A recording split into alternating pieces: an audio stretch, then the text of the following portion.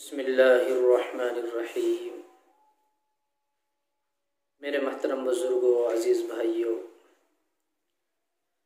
आज हमारी ग़िज़ाएँ मुख्तलिफ़ होने की वजह से हमारे शरीर में मुख्तलिफ़ बीमारियाँ पैदा होती हैं और ख़ासकर छोटी छोटी बीमारी जैसे फोड़ा फुंसी है, एलर्जी, ख़ारिश, इसके अलावा कहीं दाद निकल आया और तरह तरह के जो दाने निकल रहे हैं चेहरे पर, गले में, सीने पर, जगह जगह, तो किसी भी तरह का फोड़ा फुंसी, एलर्जी, ख़ारिश कैसी भी है, हम दवाई अपनी जगह इस्तेमाल करें जो सुन्नत है, लेकिन इन सारी बातों से पहले दुआओं का एहतमाम करें।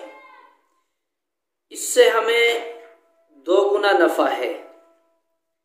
एक तो दुआ के पढ़ने की वजह से सवाब में इजाफा होगा, हमारी नेकियों में इजाफा होगा।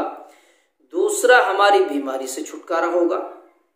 आप दवाई इस्तेमाल करते हैं तो आपकी बीमारी ख़त्म हो गई, लेकिन आप दुआ अगर पढ़ते हैं, आपने फ़र्ज़ कीजिए एक लफ्ज़ बोला अलिफ, तो उस लफ्ज़ की 10 नेकी आपको मिल गई।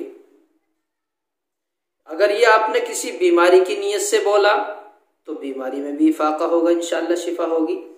तो हमें सबसे पहले दुआ का एहतमाम करना चाहिए।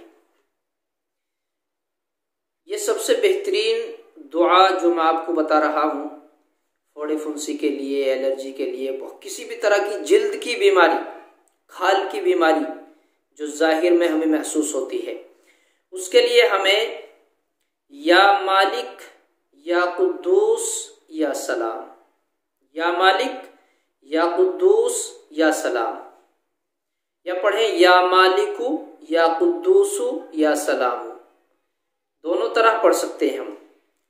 सुबह 11 मरतबा पढ़ना है अव्वल आखिर दुरूद शरीफ, शाम में भी 11 मरतबा पढ़ना है अव्वल आखिर दुरूद शरीफ।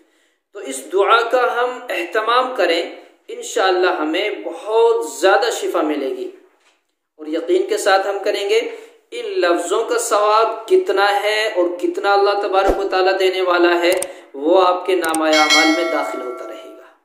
आपको अंदाज़ा भी नहीं होगा। आप तो इस दुआ को अपने मरज़ के लिए पढ़ रहे हैं, लेकिन अल्लाह आपके नामा अमाल में नेकियों का भी ज़ख़ीरा जमा करता जा रहा है। इसलिए हमें दुआ का, किसी भी मर्ज़ के लिए किसी भी तरह की दुआ है, उनका एहतमाम करना चाहिए हमें। अल्लाह मुझे भी आपको भी अमल की तौफीक बख्शे।